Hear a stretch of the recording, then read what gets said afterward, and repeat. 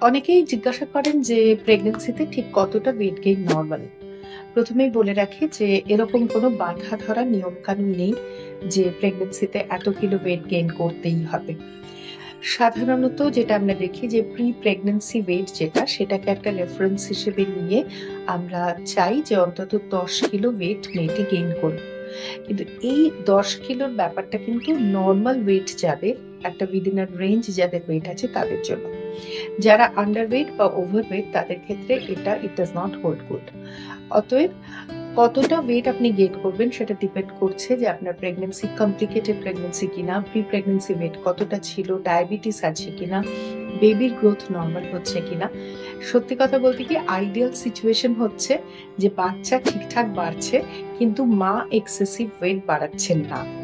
আর কখনো কখনো দেখা যায় যে খুব বেশি যদি গায়ে জল জমে, পার্টিকুলারলি পেডাল ইডিমা হয়, পায়ে পিটিং ইডিমা হচ্ছে, সেক্ষেত্রে হঠাৎ অনেকটা ওয়েট বেড়ে যায়। সুতরাং এক্সেসিভ ওয়েট গেইন ভালো নয়। Within a range, proper medical সুপারভিশনে approximately 10 kilo weight is normal for a normal weight patient.